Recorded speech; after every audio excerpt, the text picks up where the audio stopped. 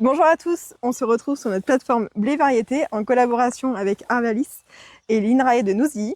Cara Mato, je suis chargée des expérimentations grande culture à la Chambre d'agriculture d'Indre-et-Loire. Et Laurine Ambezard, ingénieure régionale Arvalis pour la région Centre. Donc aujourd'hui, on va se concentrer sur la régularité des variétés en purée annuelle. On a eu des campagnes qui ont été assez différentes et donc l'objectif c'est de voir la stabilité de ces variétés dans le temps. Donc on va s'intéresser au rendement 2023, 2024 et 2025 de certaines variétés qui ont plutôt performé ces 3 dernières années. Donc c'est le cas de Cactus que vous retrouvez juste ici. Et donc oui, Cactus, donc plutôt variété précoce qui a performé au niveau rendement. Donc elle ressort à 102% pour le réseau nord, 101 pour le réseau centre et 103 pour le réseau sud. Elle a un très bon profil maladie également, donc avec une note de 6,5 en septoriose et de 7 en rougeonne.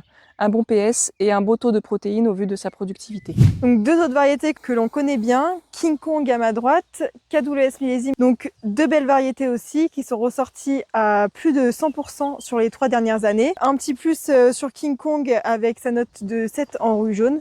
Mais globalement, voilà, c'est des variétés qui ont plutôt performé ces 3 dernières années et sur lesquelles vous pouvez vous décider. Thermidor également une référence, variété précoce, donc qui ressort plutôt bien au niveau rendement sur les 3 dernières années, à 104%. C'est une variété qui a un très bon profil maladie, point de vigilance quand même sur la rouille brune où elle a une note de 4, PS moyen et au niveau protéines, elle a un très bon taux, une très bonne note au vu de sa productivité. On en a déjà parlé, mais Conquistador, elle nous a un peu déçus l'année dernière puisqu'elle est sortie à 98,5%. En revanche, c'est quand même une très bonne variété due à son profil maladie. Donc c'est une variété qu'on va quand même préconiser en mélange, mais on attend son rendement pour cette année. Pour les nouveautés, on a KWS Foudre, qui est une variété demi-précoce, qui ressort très bien sur nos réseaux au niveau rendement, donc à 105%.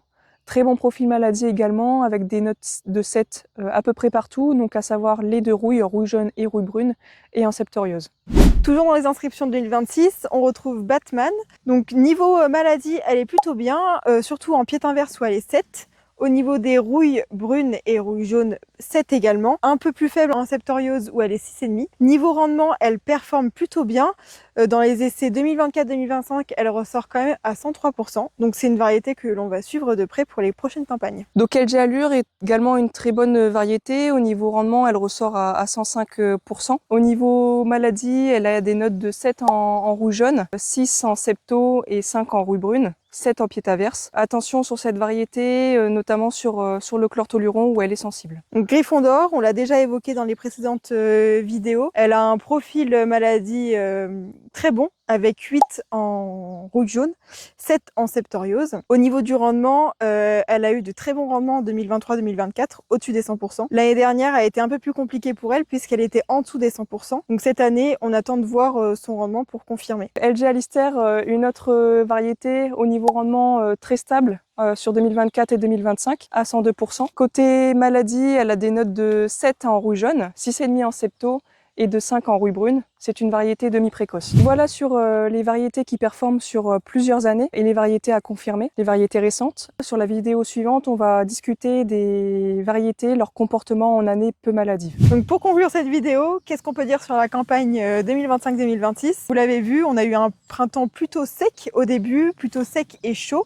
ce qui a bien contenu les maladies, ce qui a pu aussi nous affranchir d'un T1. Sur le début du mois de mai, par contre, on a eu l'arrivée de nouvelles précipitations qui ont fait légèrement remonter la septoriose et la rouille brune, surtout sur les variétés sensibles.